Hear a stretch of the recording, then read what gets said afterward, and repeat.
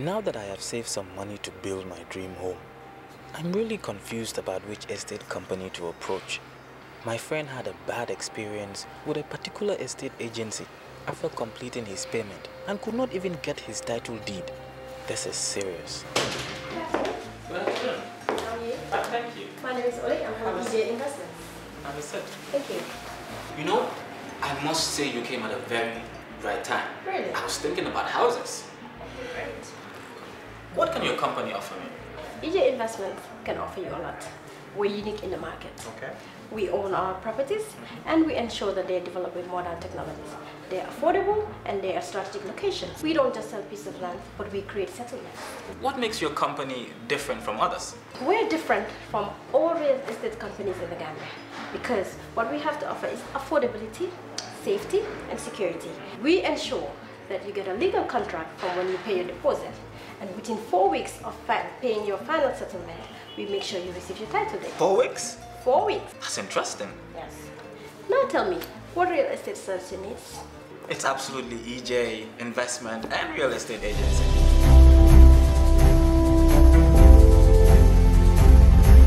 You are all welcome to this very important symposium organized by People Democracy Movement. I just want to give you a brief background of People Democracy Movement before we start. Sometime in March 2017, like-minded people came together and decided that we should start a movement which will be focused on sensitizing the Gambian public on their civic rights, their responsibilities as citizens. What does it mean to be a citizen of a country? And what are the rights, roles, and responsibilities of these citizens?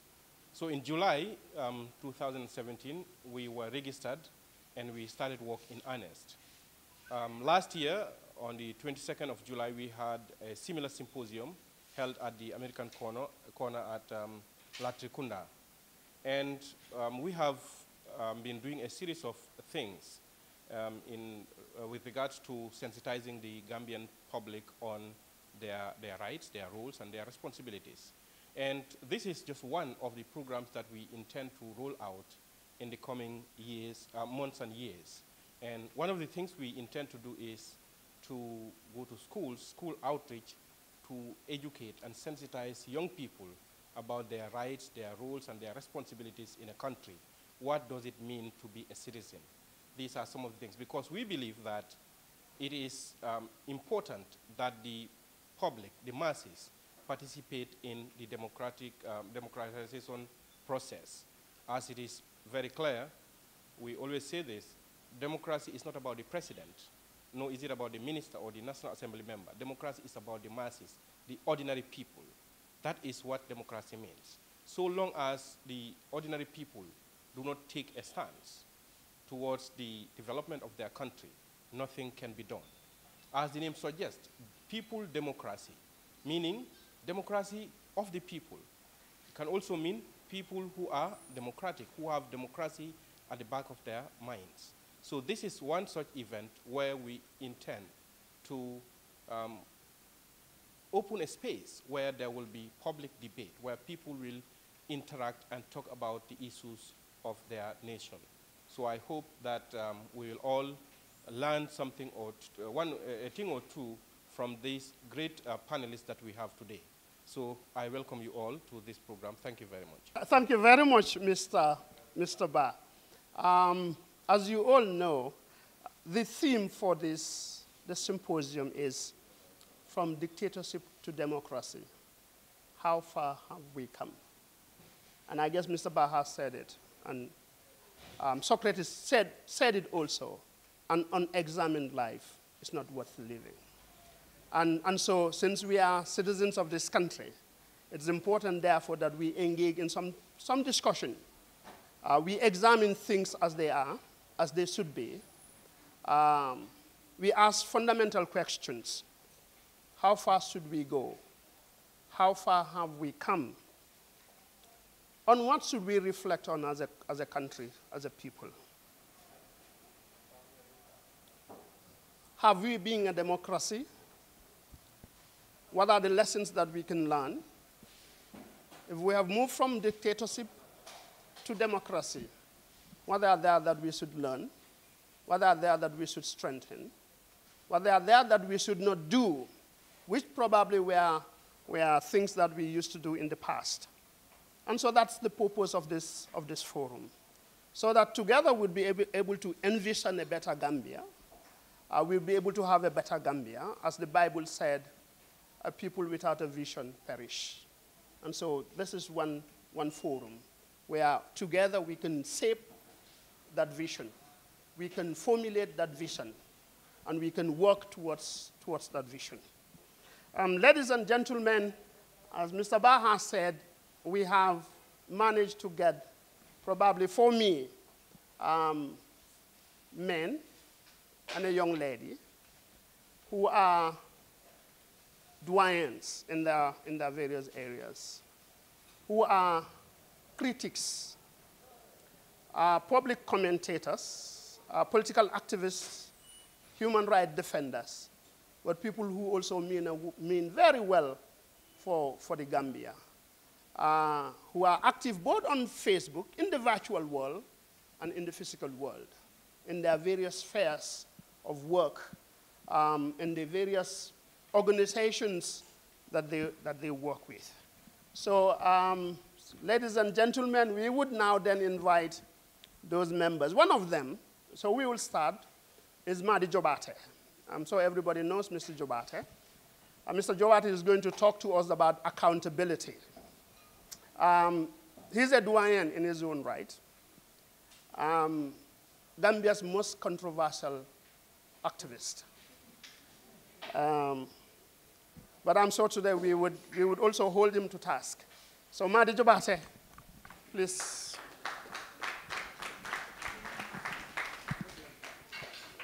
Well, your choice, please. The other speaker that we would have this evening is Mr. Alaji Barrow. Unquestionably, he is my best writer on Facebook.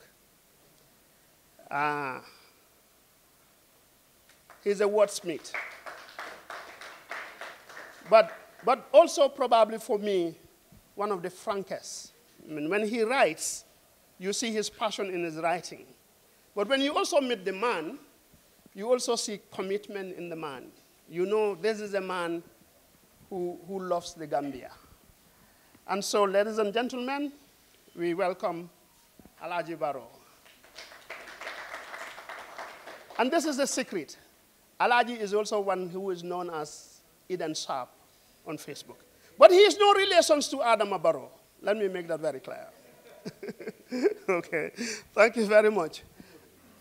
Well, you told me. Well, konton le kilinta drong, but you have an Okay, the other speaker we have is Lala Toure. I met Lala about 2 months ago, and frankly, she impressed me as a very dynamic young lady, a lady worth her salt. At that particular workshop we met, she recited some poems, spontaneous, on the spot. Word of mouth, they call it. But I think probably for me, she's also one of the best. And at the last minute, Lala agreed to be part of this panel. And Lala would be talking about the role of young people in this political dispensation and political awareness. By the way, Alaji would speak on systems change in the Gambia. Ladies and gentlemen, we welcome Lala. Our last speaker for the day is going to be Mr. Jibairu Jane. But unfortunately, Jibairu is not here, so we would introduce him when he comes. Now we want to go into the thick of things. We'll have Madi Jobate, and as I said, Madi would talk on accountability. We hope in his deliberation he will tell us what is accountability, Why is accountability important? What accountability mechanisms exist in this country? Are they weak? Are they strong? Or are they mere paper tiger? How do we strengthen the accountability systems that we have? Is transparency an important part of accountability? How do we ensure we have accountability? And how can the people hold the duty bearers accountable? So that would be, we hope that my dear friend and brother, Madi Jobate, would answer some of these questions in his deliberation. Madi Jobate. Okay. Well, certainly, that would take me a day to answer all of those questions. But you know, wow. Okay. Yeah, it's great to be here. So greetings to all of you, and particularly to my brothers and great niece here, Lala. And so I said, okay, we can blend the two, accountability and the role of civil society, you know, in building democracy. But more importantly, up to this moment, probably I'm speaking, I've not even collected my thoughts as to what to share, simply because what we face as a nation is huge. The significance of a forum like this should be many, that we should have conversations like this across the country, so that that accountability, that role of civil society, that issue of youth's participation, the issue about system change can become real, because ultimately, democracy is delivered by the people. Democracy is not delivered from State House, from the Parliament, from the IG's office, from the Mayor's office, no. Democracy is delivered, produced and delivered by the people. And this is what history has shown, and this is the heart of that civil society participation, that accountability, you know, so to speak. So that, I don't know how many minutes I have, but what I just want to say, they say Gambia gained independence in 1965, so that by this year we are 50-something years. Now, we raised a conversation earlier, not here, the Gambia we want. You and I, let us ask ourselves, is this the Gambia we want?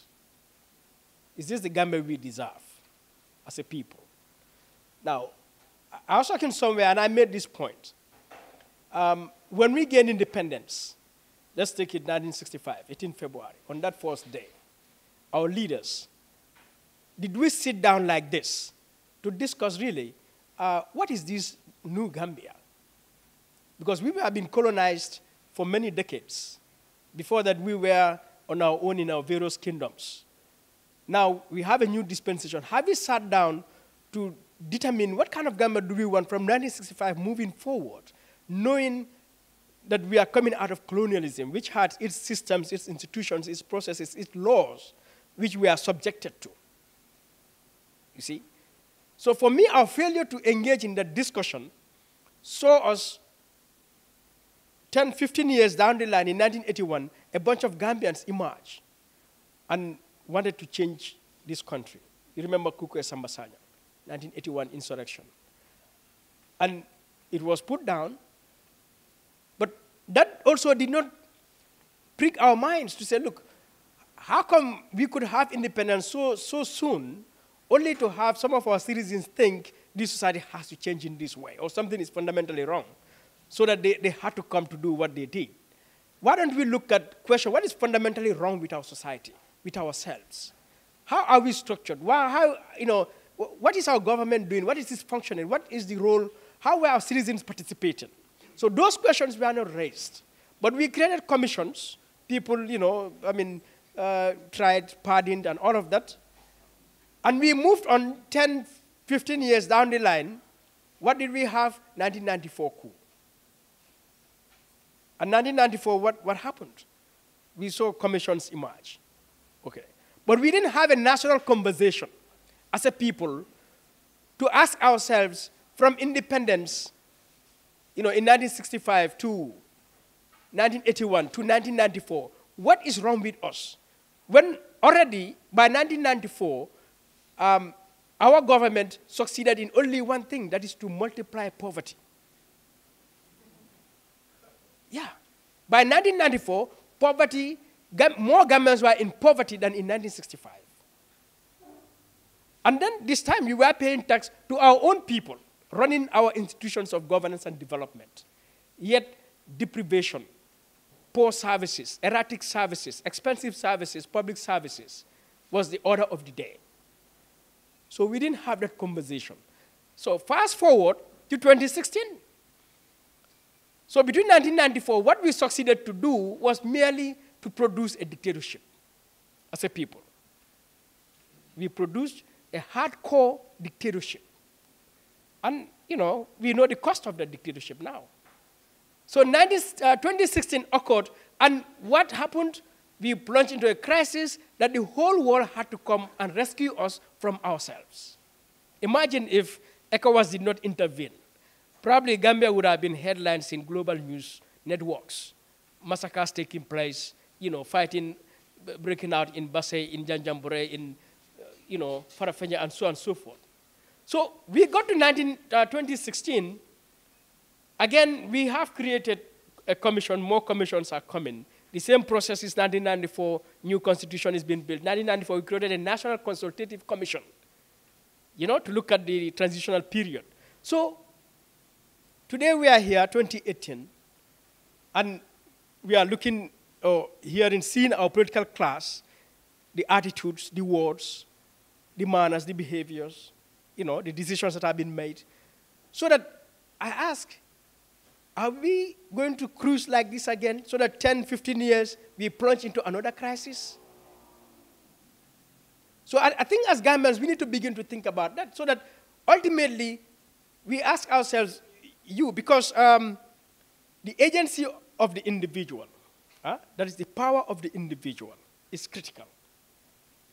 That if I am Gambian, you really bear attention to this history, to this record, you need to ask yourself, what kind of Gambia do I need? Do I want? Do I deserve?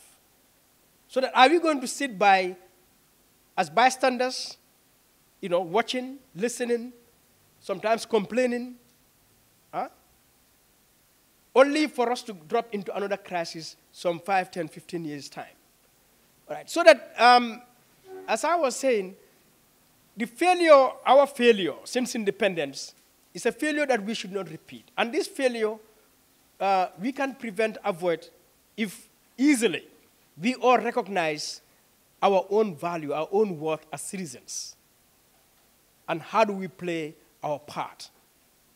Let's generate conversations like this in our towns and villages, in our homes and schools, in our VUs and other places, you know, to identify, to determine a kind of Gambia you deserve. But first of all, determining your own worth, your own value. That ultimately you are not determined by a politician or a political party or, you know, a tribe or a religion, but you are a sovereign citizen. You are a sovereign citizen. You are a full-fledged human being. And according to our constitution, section 1, subsection 2, the sovereignty of the Gambia resides in the people of the Gambia. The government derives its authority.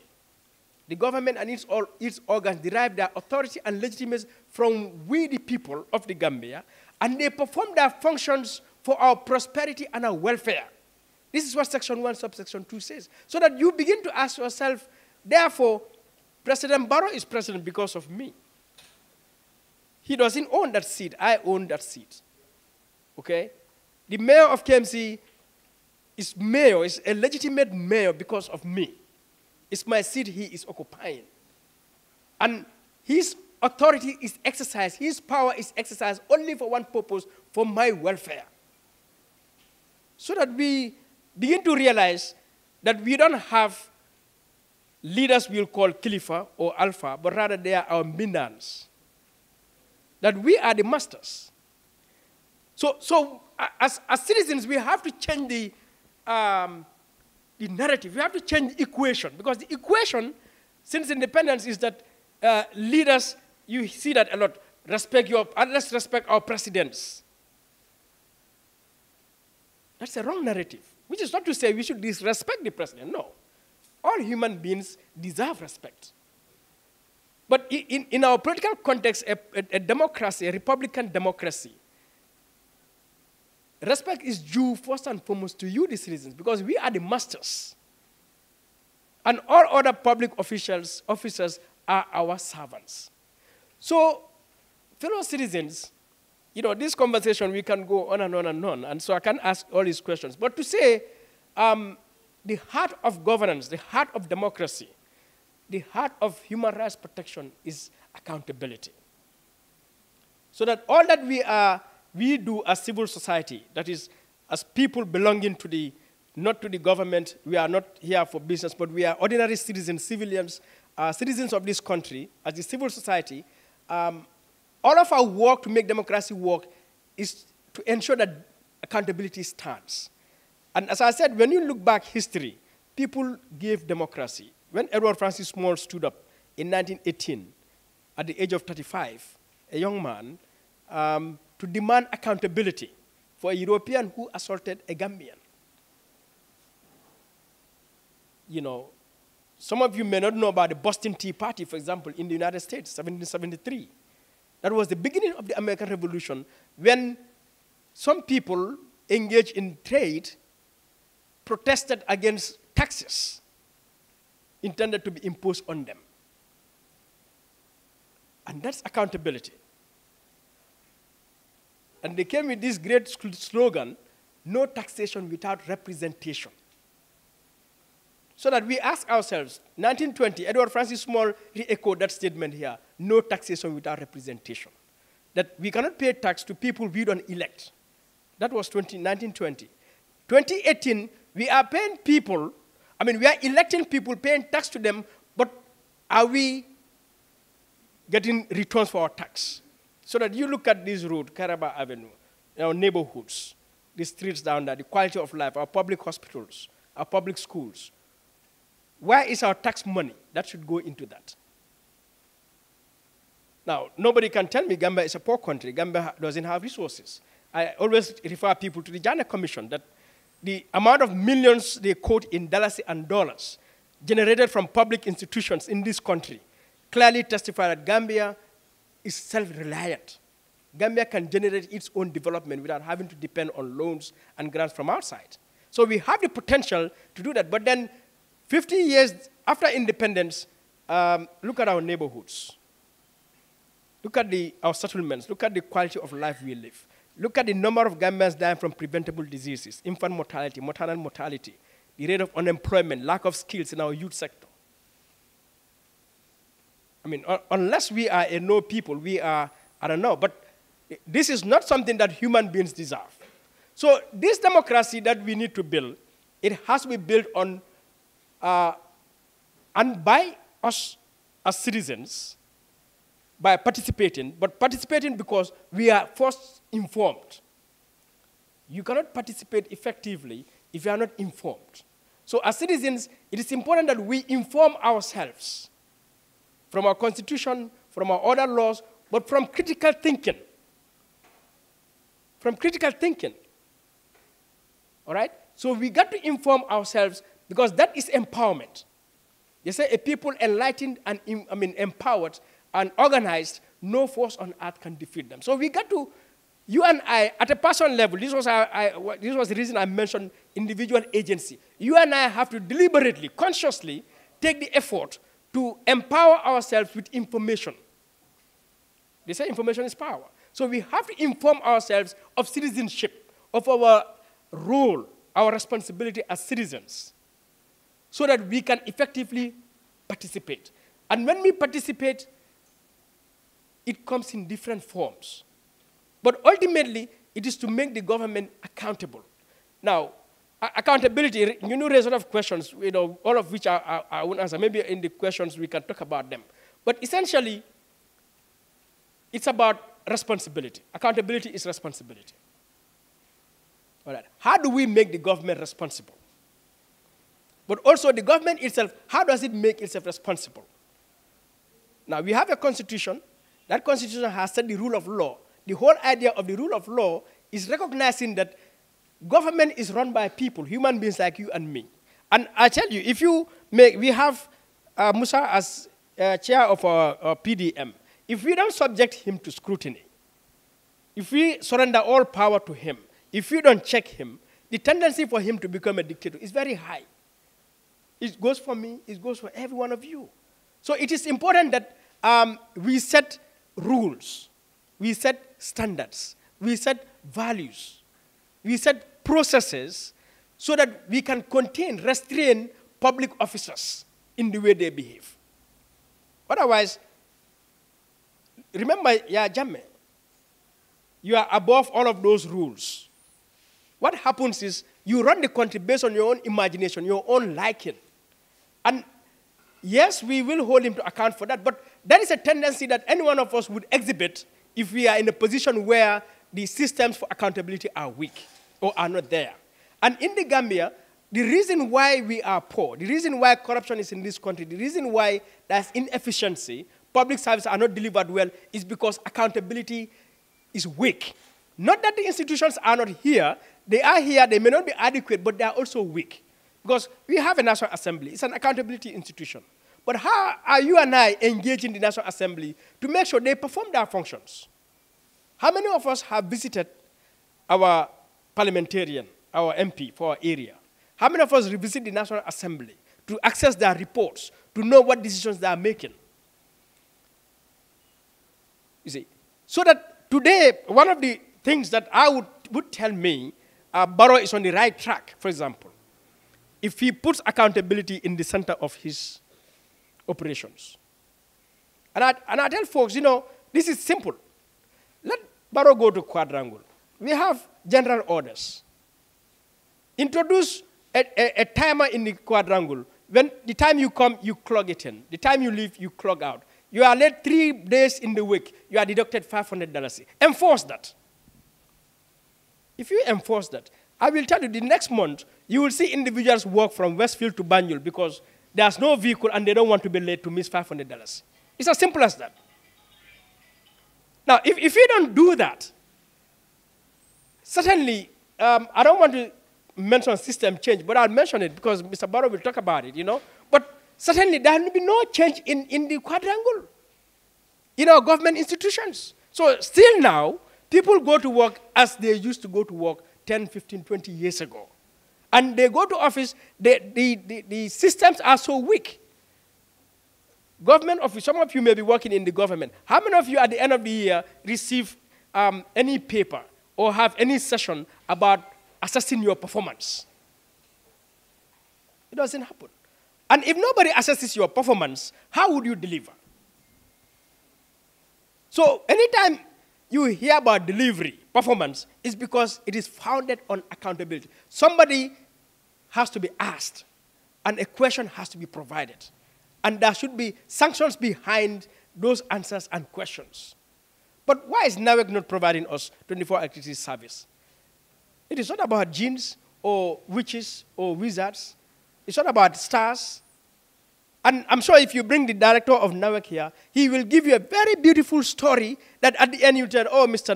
MD, you are really right. We understand you. But it's false. It's false. The NAWEC is not performing simply because they are not held to account. Nobody holds them to account. Why is our telephone services, Gambia, 2 million people, 11,000 square kilometers, no mountains, no snow, no earthquakes? A GSM company, you cannot even call the next door. Poor internet service, why is that happening? Yet we have an accountability institution here called PURA, purposely to make sure there is quality service delivery. Why is it not happening? Because Comium is not held to account, as it should. So they deliver any kind of service, and that is it. And this accountability issue is not merely PURA doing its job or the government doing its job. It's about you and me. How many of us raise these questions? You know, a few years ago, I was in Ghana. Civil society were on this is protesting at poor quality of internet services.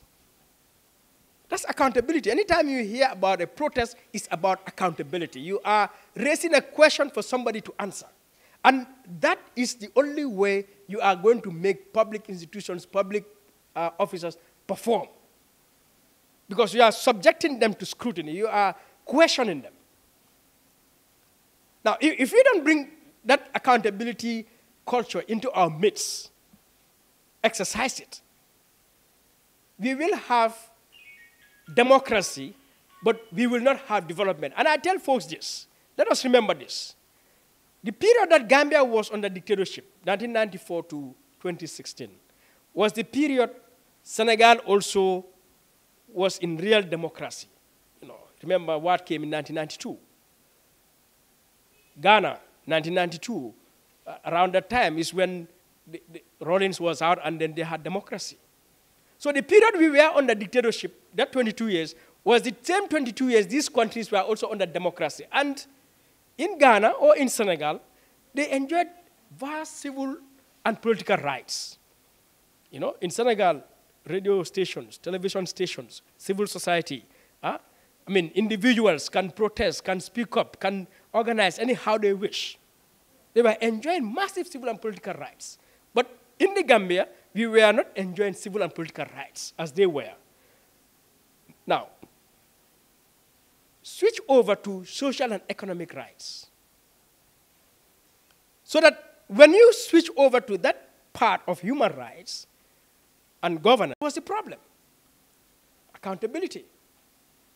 Because it means even though Senegalese were enjoying civil and political rights, they were not holding their political class, their government to account, to deliver.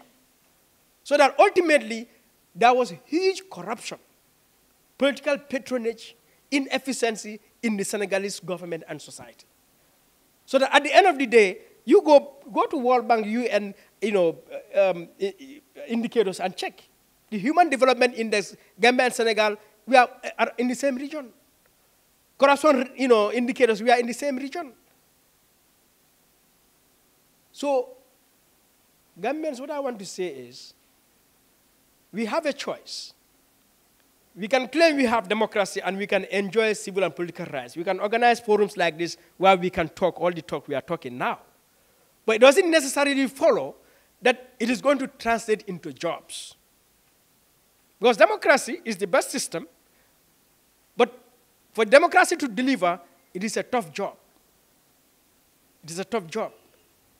Until and unless there is hardcore accountability, both inside the government and within the civil society. You know, some of you may have gone to Europe, to America. You know, I came back from London last week, and I was talking with fellow Gambians in London. And I brought this issue. Why is it that in London, all your streets have street markings? You drive, you don't see any road mark on this road. Refuse is being collected. You know, gardens, parks, public parks are being kept, well kept.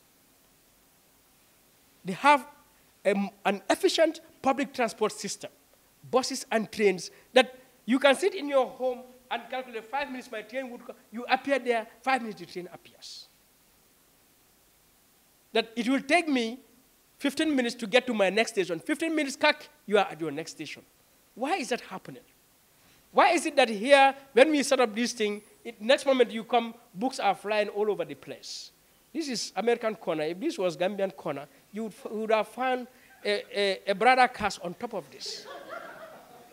Because the person in charge of this place is not performing his or her functions. And you and I coming to use this place, would be messing up the place because at the end of the day, nobody is asked. No answers are required. No penalties follow. So that the reason why Europe or the West are at where they are, and the reason why the Gambia is where we are, it has nothing to do with God, with culture, with genes or witches or the sun or snow. It's only accountability. That they ensure that they create a system, they create institutions, they create processes that everybody respects.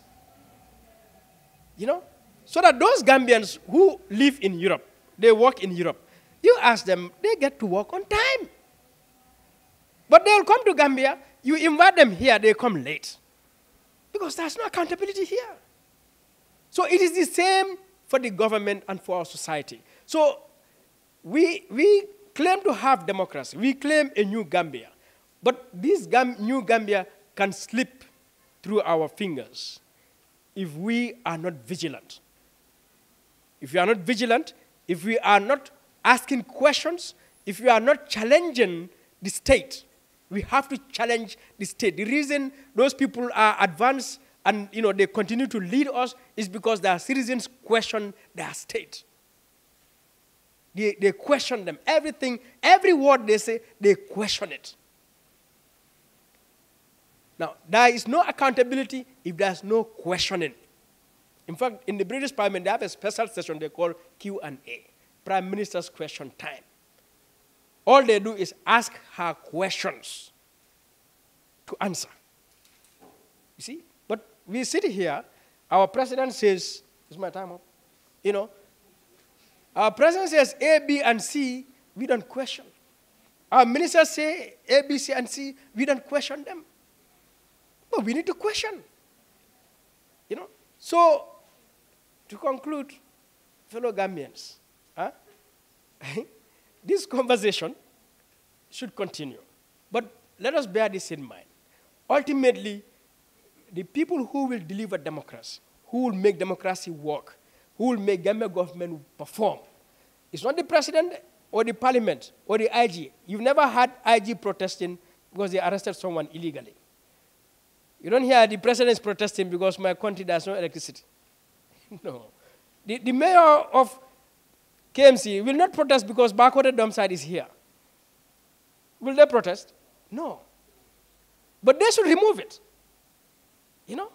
The Gambia government and KMC should make sure there is no backward dump. But it is here. So the only people who will make sure backward dump site is not here are you and me. The only people who will make sure that Gamcell, Comium, Africell are providing efficient services, affordable service, quality service is you and me. The only people who will ensure that the Minister of Finance, that the Minister of Health are performing, ensuring that our public hospitals are adequately equipped is you and me. The money is there, the resources are there, we've given them all the tools, they will not perform until you and I become vigilant. That, all the time, bear that in mind. Thank you.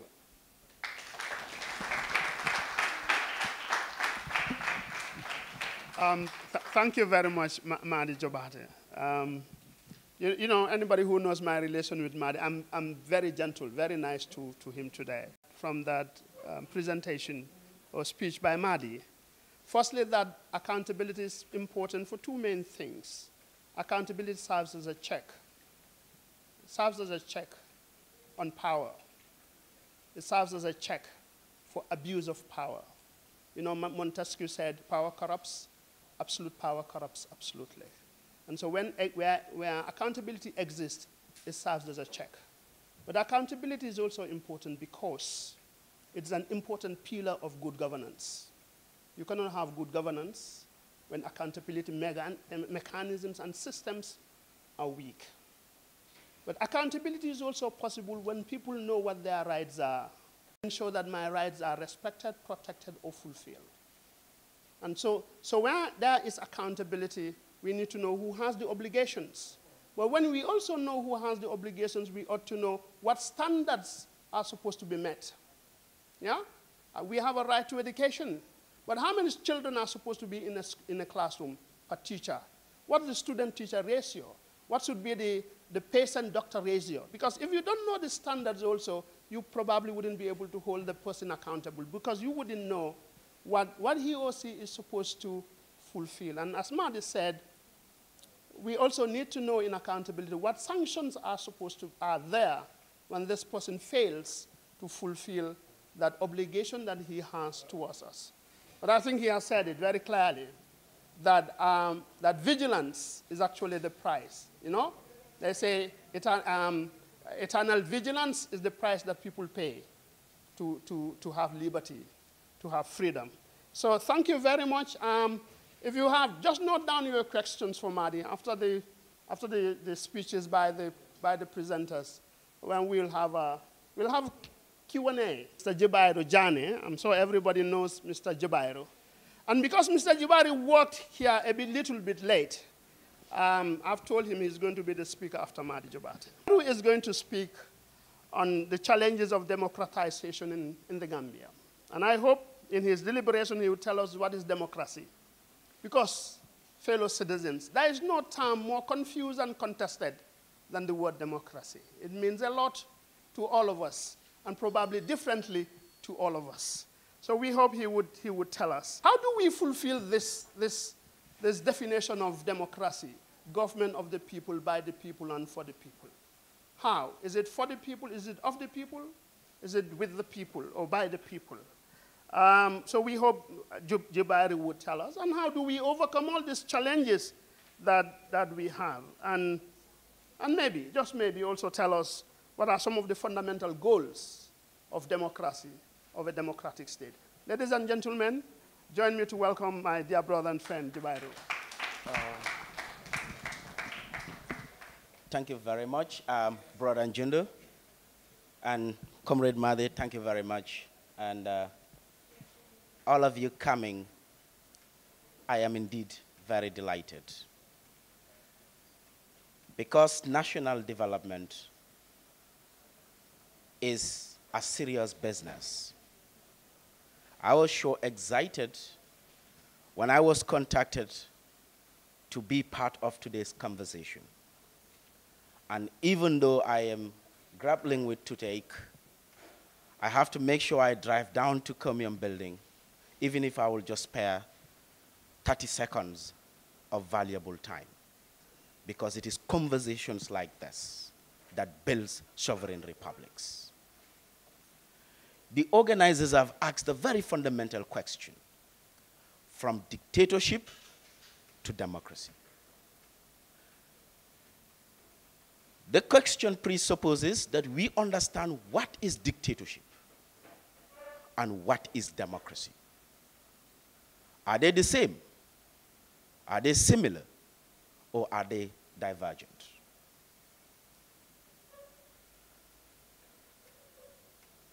Dictatorship in itself is a conscious, deliberate, structured program. And the purpose of that program is to alienate the citizen from the republic. So in a sense, tonight's conversation is subliminally asking us what is citizenship and what belongs to a citizen. If we understand the dynamics of power, we will come to realize that every agenda, every program, every action of dictatorship is to distance the citizen from what belongs to that citizen. This is why in a dictatorship, aside the repression to instill fear, they dismantle the very fabric of society, which is the economy and its youths. Under a dictatorship, creativity is an illusion. Entrepreneurship does not thrive. Poverty becomes the norm. Each and everybody living in a dictatorial regime is forced to capitulate before poverty. Because dictatorship has no program to building sovereign republics. People who are sovereign and who are empowered. And this is why when we go back, a little bit back, we are being told by confirmed studies that Gambia has a high number of migration. In fact, the World Bank told us that Gambia has the highest skill migration rate in Africa. At least majority of Gambians living the shores of the Gambia have some sort of a skill or an education. And those of us in poverty studies understands migration to be a coping mechanism for poverty. Systems are dismantled. structures are made dysfunctional. There is no constructive program to build sovereign republics, as I said. So in effect, dictatorship reduces this country to a country of no hope. And as Jean Saab taught us, in fact, the title of tonight's conversation is also a title of a book I will recommend to all of you, authored by Jean Saab and published by the Albert Einstein Institute. The book is titled From Dictatorship to Democracy, making reference to all the communist regimes and most of the Eastern European blocs and some parts of Africa that have thrived under dictatorship. But that situation of no hope in itself is hope. Many attempts have been made. People struggled. People died. People lost their lives. Madi told you about E.F. Small. To ensure that our people are liberated, our people are free, our people are empowered.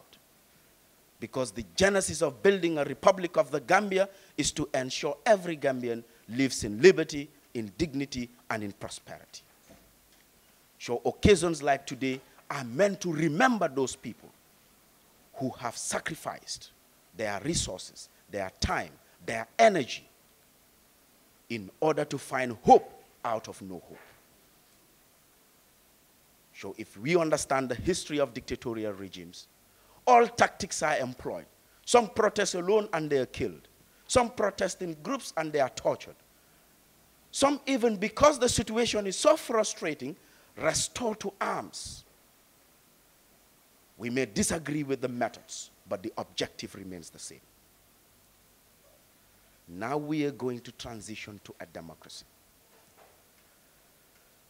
That transition from dictatorship to democracy is no easy joke. It is a difficult challenge. Unfortunately for us, Gambia is not the first country that will transition from a dictatorship to a democracy. Countless samples are available for us around the world. And Gambia will not be the last, because in 2018, unfortunately, we still have countries that are still struggling to acquire basic freedoms. So certainly, Gambia will not be the last. Aristotle told us, tyranny can also become tyranny. Do we understand what that means? The politic. When dictatorship is defeated, there is joy, there is jubilation, there is celebration. Of course, we have to celebrate, because that is a moment of joy, isn't it? That is a moment for everybody to be happy, because dictatorship is gone. Then we remember our heroes and heroines who passed and those who were with us, and we promise to live by their vision to move a country forward. But dictatorship is not about individuals. Dictatorship is about structures, is about systems, is about programs. The individual may be the representation of dictatorship, but the system of dictatorship is bigger than the individual. Brother Njundu Drame once told me many years ago in a conversation. Then we were discussing the Amadou Scattered Janet trial.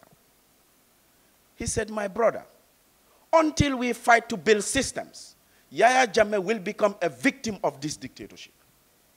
Njundu, I hope you could remember.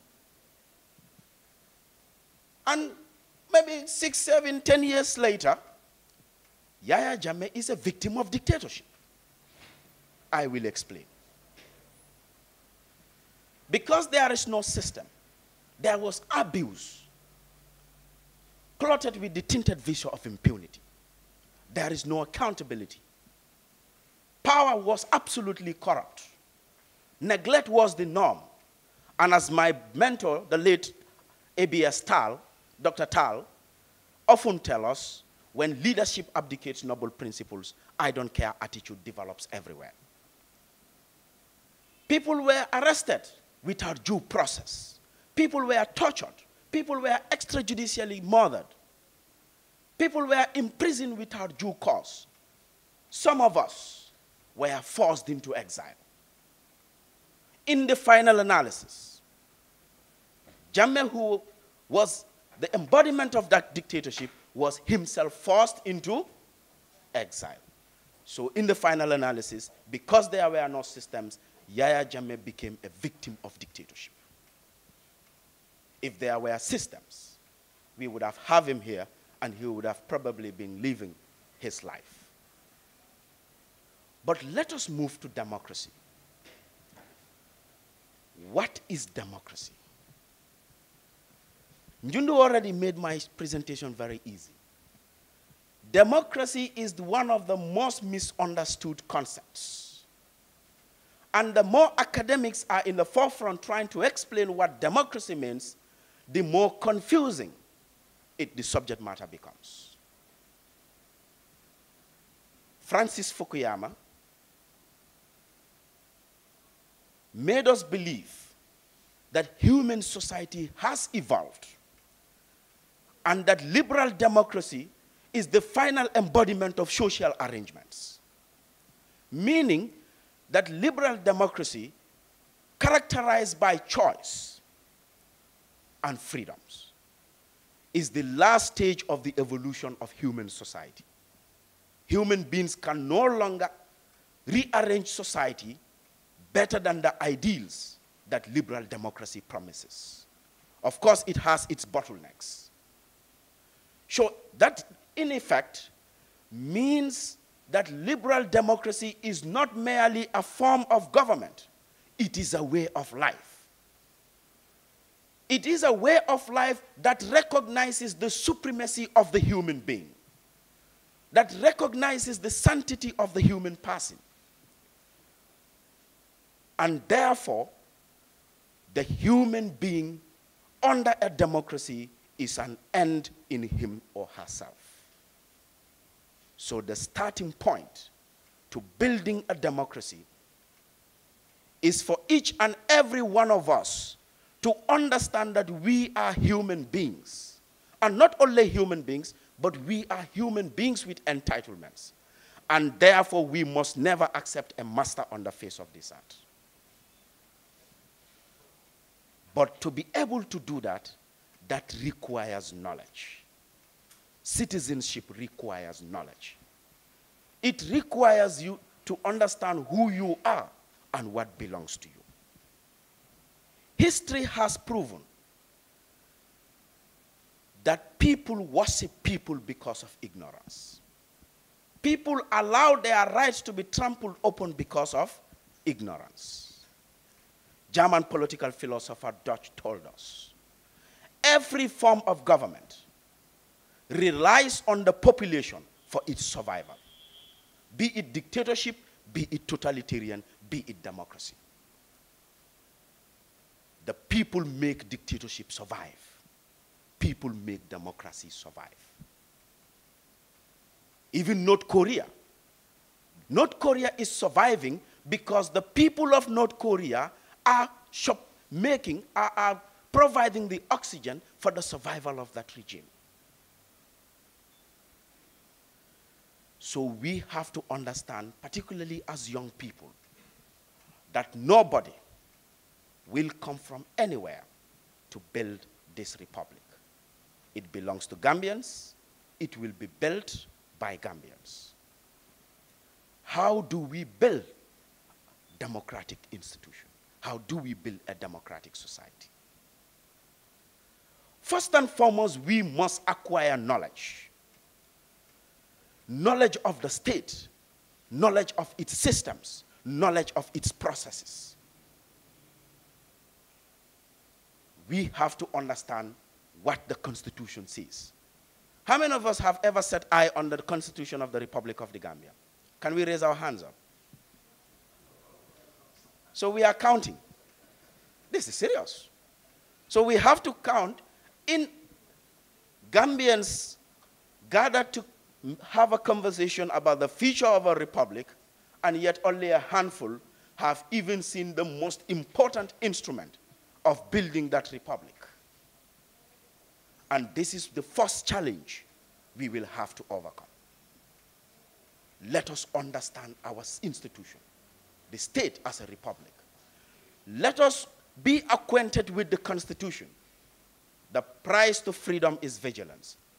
But how do you watch over something that you don't even know is there? Let us know what the Constitution says about us. Let us know what the Constitution says about our rights. Let us know what the Constitution says about the institutions that it creates. The Gambian Armed Forces, the Gambia Police Force, the Revenue Authority, PURA, you name them, the National Assembly. What does the Constitution say about them? Let us understand those things. We also have all the statutes.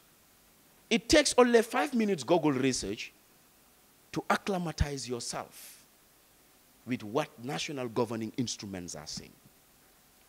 That is challenge number one. Challenge number two is we have to be engaged. I'm sorry, Mr. Chair, I have to speed up my presentation because I am half and half here and there. We have to engage. How many of you have ever gone to the National Assembly chambers to watch a sitting? Only 2? 3? This is disastrous.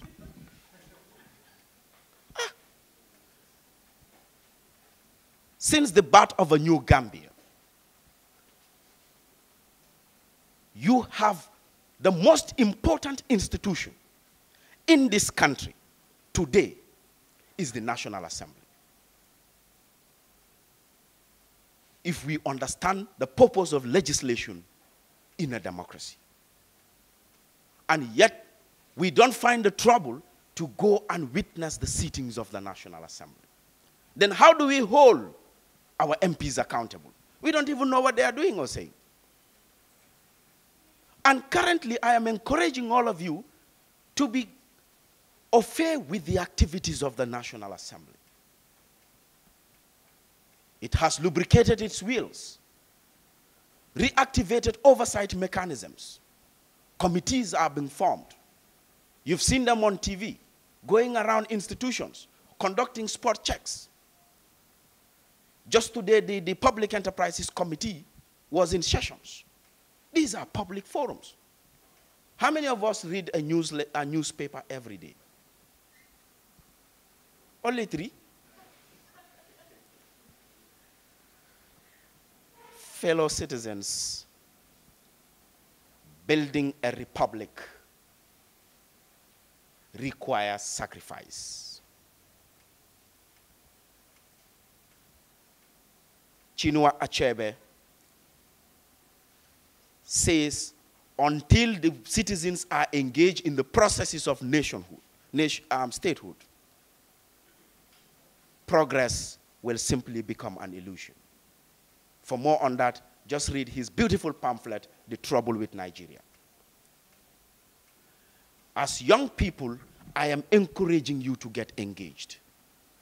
Belong to groups, belong to associations, have these conversations in the house. Accountability is not a one-way street. You have upwards accountability and downwards accountability. Building this republic will require we, the young people, to change our attitudes. The laissez-faire does not build processes. We have to be inquisitive to inquire. Because once we are informed, we will be able to make better decisions. Engage in associations. Engage in community activities. Widen the conversation beyond the 4 corners of this Symposium building. That is how republics are built. Madi made a good analogy. If this was Gambian corner, the books would have been torn halfway there. Some of us would have been having some attire by the sidelines. That revolves around attitude. So we need to hold leadership accountable, but we too will have to change attitudes. so that we exert that influence necessary to make sure that we have the required leadership to mobilize our resources for the forward march for this country. I would have gone talking more and more and more, but honestly, Mr. Chair, I'm not even sure if I will be able to stay longer for the question and answer. But it's an amazing conversation, and I hope we continue to have this. The society myself and Madi belong. We said every day is Revolution Day. Every day is National Development Day. We don't have to wait to converge at Comium to talk about how far we've come, where are we, and where we need to go. So I am challenging all of you to go back home and make self-assessment. See where am I improving?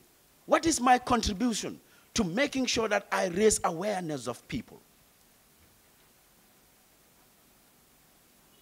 One of our comrades, Marcus Aswood Garvey, said in 1920, the problem with the African continent is the problem of organization. But how do we organize? To organize, we have to be informed. To organize, we have to be enlightened. To organize, we have to be willing to engage. Because if you look at Africa today, since 1957 to 2018, no African single state is in the process of building a sovereign state. All African countries, 53, wears the same uniform, achieves the same development, which is poverty. So it is we, the young people, that have to change that. And to be able to change that, we should cease fantasizing theories and become more proactive in engaging with society, engaging with our communities, and engaging with the structures of the state. Until that is done, we will continue creating a vicious cycle of problems. And in this generation, one good thing I have learned from Donald Trump, he is teaching each and every human being on the face of this earth that you must stand on your own and survive on your own. It is Gambians who will build Gambia, and that will also require that as young people we have progressive thinking.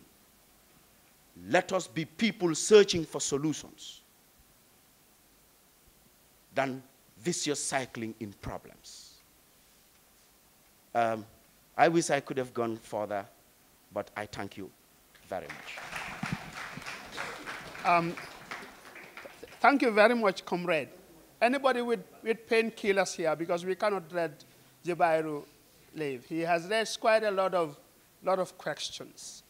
And so Jibairu will have to, unfortunately, keep you here. Ladies and gentlemen, you know, two terms we often hear, and even now, very current, is systems change. And so you had this conversation in all the spaces you go to. Did we vote for system change? Do we have a complete break with the past? Or is it an evolution? Is it what you would call revolution or gradualism? What is it? Have we achieved it? Was it what we voted for? When we talk about system change, are we talking about the whole part? Or are we just talking about some parts of the system that needs to change? What should we do? How do we change that system? Why must we change that system? Who should help us change that system? What should we do? Ladies and gentlemen, my dear brother and friend, Alaji Barrow will talk about system change and why system change is important. Alaji.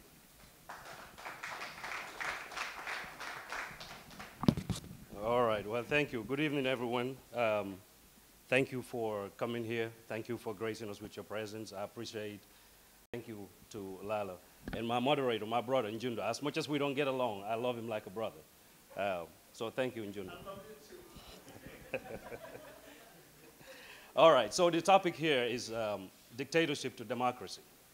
And my focus area that I'm going to be discussing is related to systems change. I'm sure that this has been a topic that's been out in the media when Halifa Saleh said that there was no systems change in the Gambia. It caused a lot of angst amongst a lot of people, his distractors and people that supported him back and forth. I'm not going to get into that debate, whether we have a systems change or not. That's not for me to say. It's for us to decide, all of us, as a people, as Gambians. But it's important, before we get into that topic, to what is a system? You know, we say system change, system. What is a system? What are we talking about? Are we talking about changing plans, roads? What is a system? A system is a set of people, institutions, and processes that are linked in such a way that over time they form a pattern. So you have people, you have institutions, and you have processes, the way they do things. These are linked in such a way that with time they form some form of a pattern. That's what we call a system. So the key three things in there are people, institutions, and processes.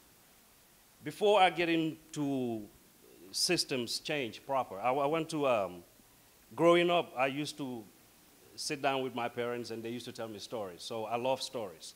I'm hoping you guys love stories. If I bore you to death, just throw your papers or whatever at me, that's fine. But I want to tell a story.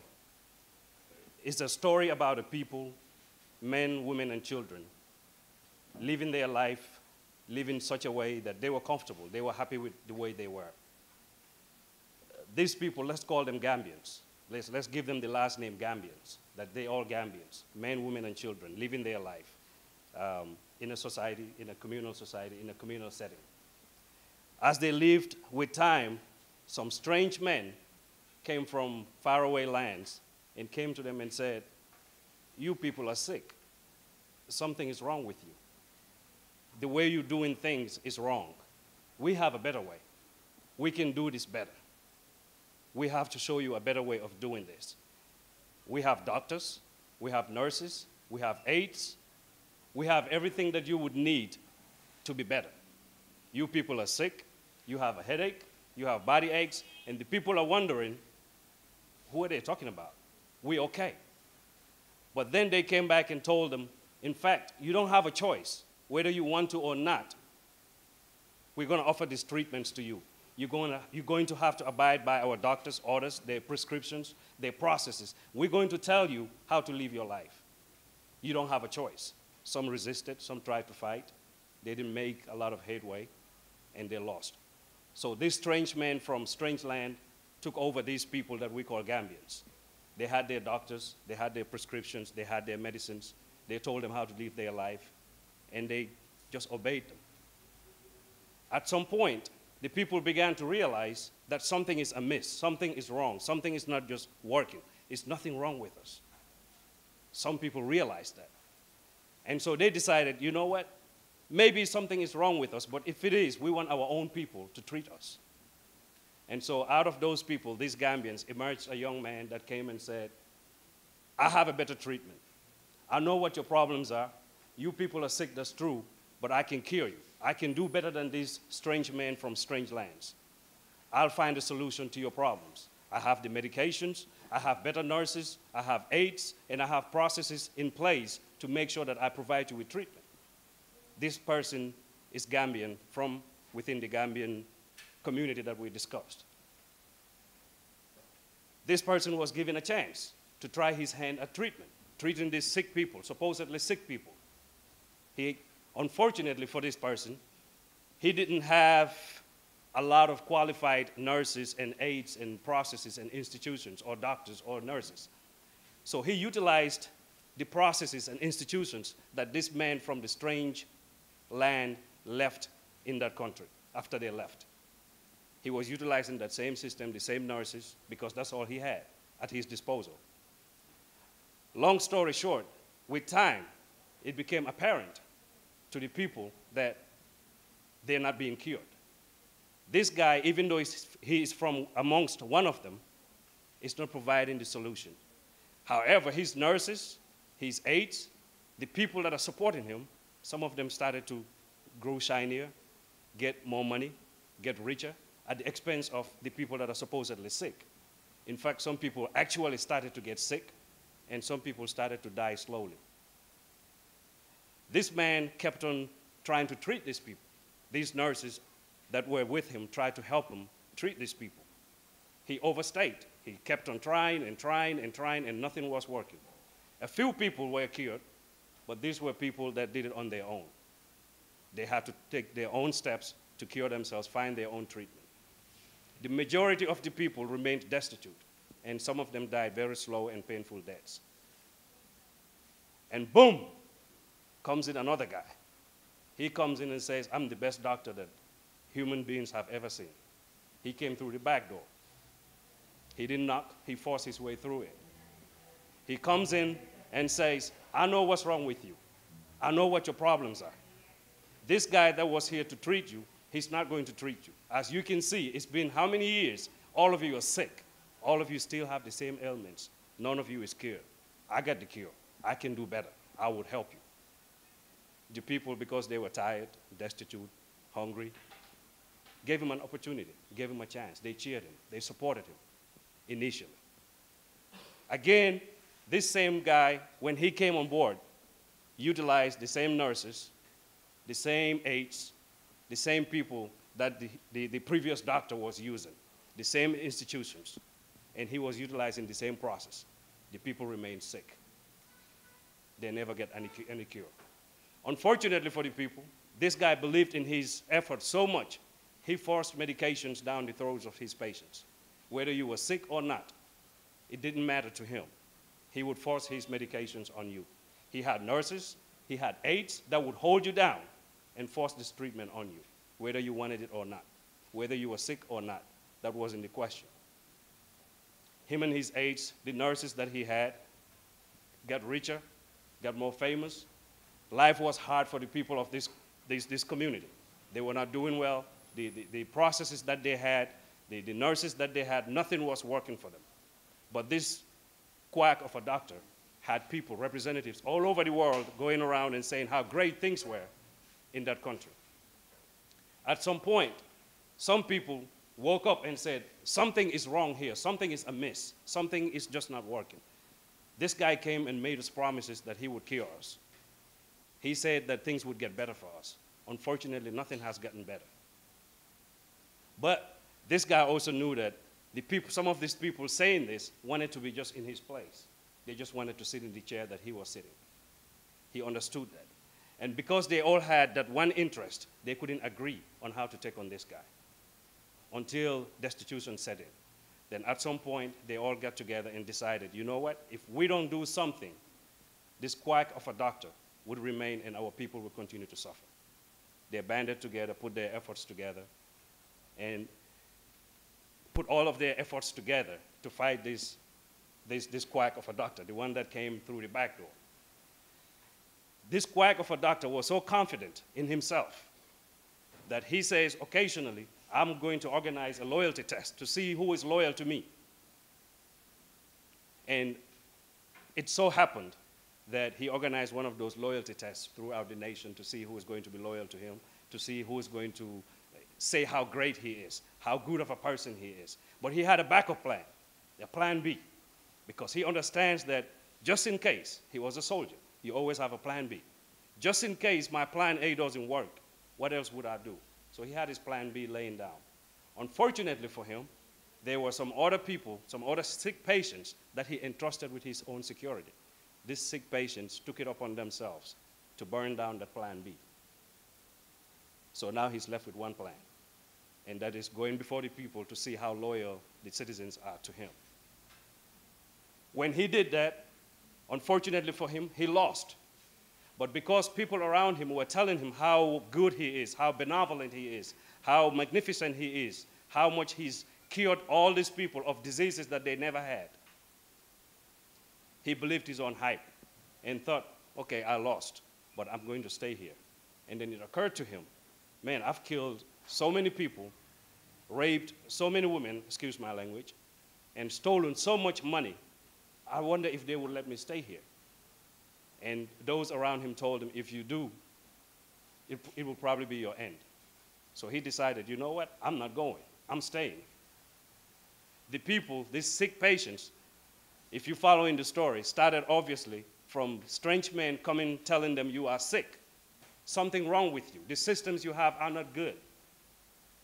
We would provide you a cure. We would provide you a means to be better, to treat you.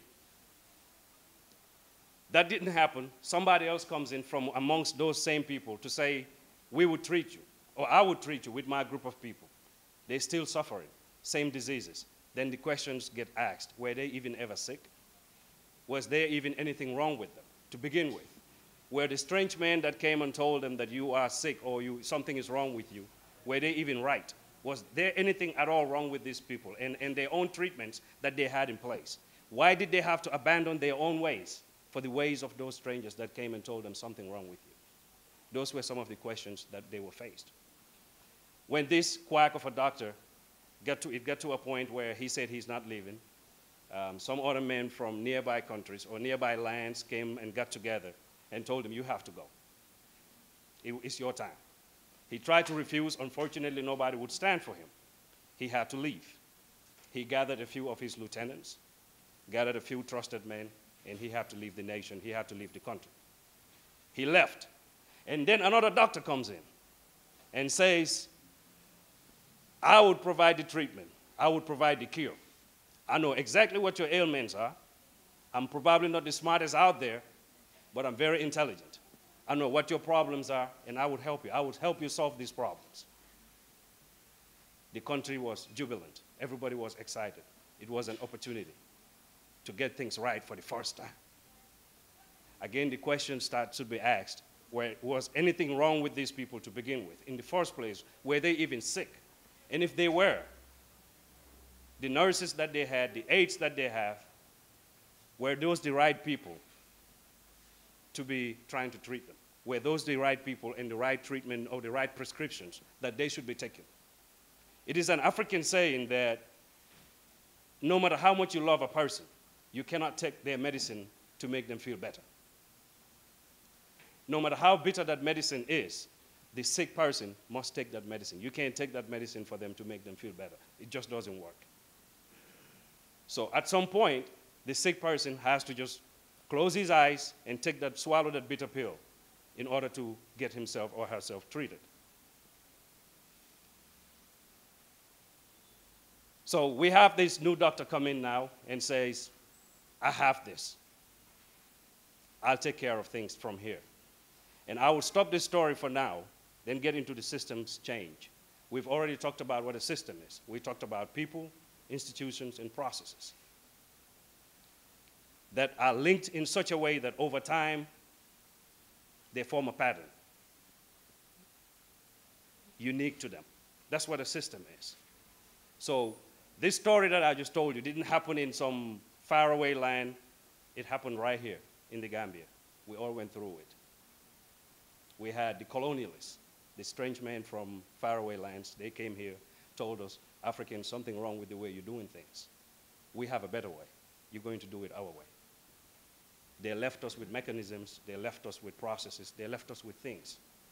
But the things and mechanisms and processes and medication that they left for us was never meant to cure us. It was never meant to treat us. It was meant to sustain them. But to this day, you look at how we do things, the values that we have is based on colonial relics, what the white man left here. That's what we're still doing.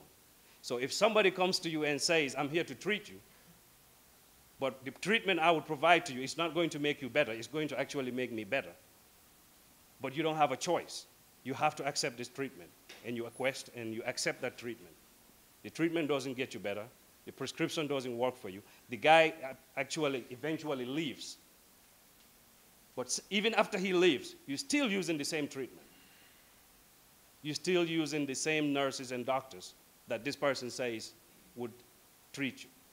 But you've not been treated for over 100 years. Nothing has changed. We're still doing things the same way. The institutions that we're talking about, the processes that we're talking about, remain the same. So to change a system doesn't just happen out of thin air. It just doesn't materialize out of nothingness. It takes building. It takes effort. It takes people to put it together. The processes that the gentleman here spoke about, the institutions that they spoke about, the parliament, you can have the empty building out there by itself, but it's nothing but a building until people go in there to make things work. So how do you change a system? The first step is admitting that there is a problem. We have a problem. Like Mr. Mahdi was saying, you look here, you know, American Corner, this is my first time coming here. I've never been here. I had to ask. And people say it's across the street from the Atlas. That's the address. We don't even have the simple, most basic things like that. We can't even get that right. So we have to admit that there is a problem. Something is wrong somewhere, fundamental. But then we have to ask ourselves, should we continue to look at things from what the white man left for us during colonial days and what the Jawara time, the prescriptions that Jawara had for us and the solutions that they had, and then Yahya Jammeh's way? Should we continue to do things in the same manner, in the same way? Or do we go back and look in the mirror and look at ourselves and say, where do we go from here? A self-assessment. That's where it all starts. You look at where you are, assess yourself. Look at where things are. How come we got to where we are? Should we continue on this route? If not, what do we change? It might be imperative at some point that when you're doing a systems change, you have to change people. And changing people doesn't necessarily just mean firing people left and right. Yeah, I would have fired every single one of them personally. But it doesn't have to be that way. It means changing attitude, and Mr. Janis spoke about that. Sometimes you have to change people's attitudes. And that means changing people. So changing the system in and of itself just doesn't happen. Just like the system doesn't materialize out of nothingness, changing it doesn't just materialize out of nothingness. It takes conscious effort. You have to apply yourself. You have to look at the processes in place. You have to look at the nurses. Are they providing the right treatment? Are they giving the right dose? If they are not, hold them accountable. Like Mahdi was saying earlier, get rid of them. Bring somebody else in. So the question then becomes here, do we have a system change? What are we doing right? When did we ever sit down and look in that mirror to say, what am I doing right now that I need to change or adjust at some point? Have we done the self-assessment? Do we hold people accountable? Should we continue to do things the same way we've been doing them, since that's what the standard operating procedures that the colonialists left for us? Should we continue to operate with that same mindset? Should we continue to operate in the same mindset that Yahya Jammeh left us? Should we change the people that were out there with Yahya Jammeh and implementing, directing policies that belonged to him that didn't serve Gambia in any way, shape, or form? So for a system to be changed, you have to look at the institutions, the processes, and the people. It's not a marathon. It's not something that you just, it's not a sprint. It's not something that just materializes, just something that just happens. It takes time, it takes effort, it takes a while. It's a marathon. It's not an easy journey. It's a very difficult journey. But it's a journey that must be undertaken because Gambians, even though when the white man came and said we were sick, that our ways were wrong, we need to evaluate. Why must we do things their way? Why can't we do things our way? Why must we follow their prescriptions? They never cured us. That's why we have to get rid of them. Yeah, Jawara came, maybe some changes here and there. We are still sick. Yeah, Jammeh came, we dying. But we want to do things the same way, or do we need to change them? Those are the questions before all of us, every single one of us here. Those are the questions we all need to sit down and ask ourselves. Should I continue to do things the same way, or should I go back home today and look in the mirror and say to myself, what can I do to change this system? That's not working for Gambians because it's not working. This is not working. This is not going to get us anywhere. None of these processes and fancy stuff that we have in place is going to get us anywhere. That's the honest truth. Until we're willing to change our attitudes, nothing would change for us. We have to look at ourselves. We have to go before that mirror as a society, as Gambians, and ask those difficult questions. Is this how we want Gambia to be? Is this what we want Gambia to be? If the answer is no, then it behooves all of us, every single one of us, to look at this system and see what role you play in that system to effect that change. Thank you.